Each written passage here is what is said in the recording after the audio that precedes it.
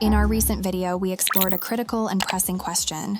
Are we merely approaching an economic precipice, or have we already plummeted over it?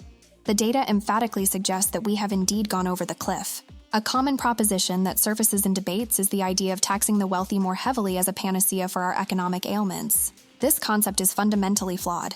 It suggests funneling more resources into the hands of those who have contributed to the vast chasm we now identify as a government of the people for the elite. Historically, when inflation hit 14% in the 1980s, the Federal Reserve aggressively responded by raising interest rates to 6% above the inflation rate, effectively restoring the purchasing power of our currency.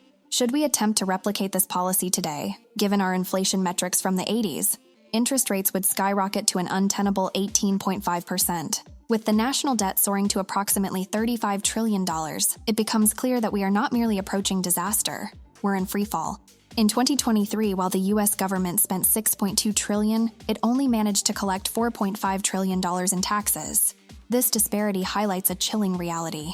If interest rates were raised to restore the value of our currency, our government would need to borrow an amount equivalent to its entire budget just to sustain itself.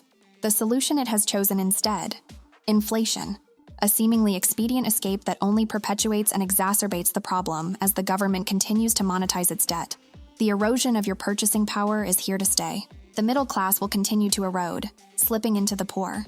This strategy leads us down a path of division and control, eerily reminiscent of Venezuela's economic downfall, painting a stark portrait of a future where the U.S. currency, like many historical fiat currencies, spirals into obsolescence.